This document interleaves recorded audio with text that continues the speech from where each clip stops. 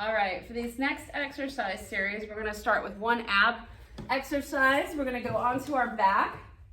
We're gonna go into that tabletop position again where we're here and here. You wanna make sure that this back is pushed down into the mat. You wanna make sure if you need to, you can put something small underneath the small of the back so that you feel if you're keeping it there or not.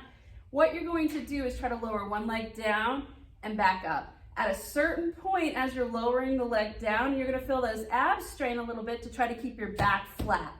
The legs are the resistance to maintaining the back flat. So don't worry about the legs so much. What you're doing is looking for the feel when that back starts to arch, that you really fight it with your abs not to let that back come up.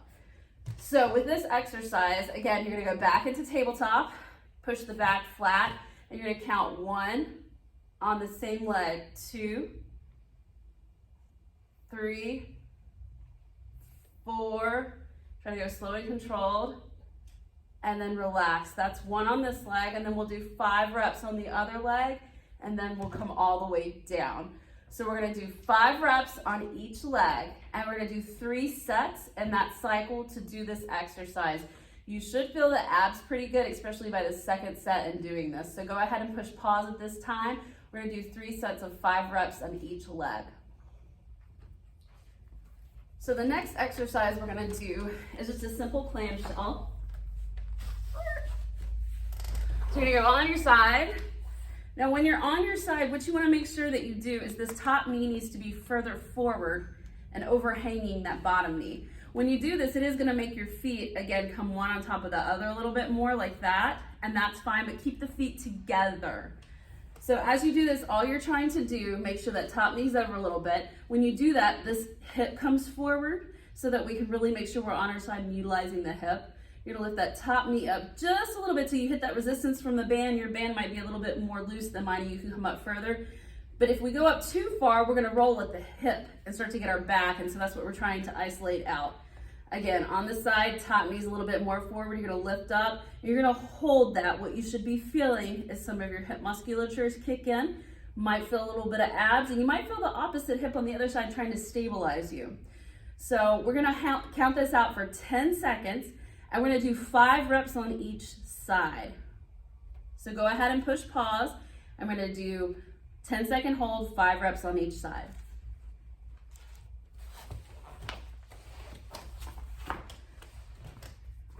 The next exercise, you're gonna have to scoot a little bit closer to the wall. So what we're looking for is that the top leg needs to have about a 90-degree bend at the knee.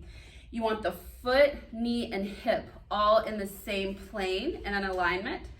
What you're gonna do is squeeze your butt cheeks together so you can contract that glute. And you're gonna take your foot through the middle of the foot, through that middle section, not the heel, not the ball, just the middle of the foot where the arches, and you're gonna try to push into the wall and push your body away from it. Again, in this position, everything in alignment, make sure we're not dropping the knee and we don't have it too high up. We wanna squeeze the glutes, push through the middle of the foot and hold it for a 5-second count. We're gonna do 5 seconds, 5 reps on each side. So at this time, go ahead and push pause and let's do those exercises.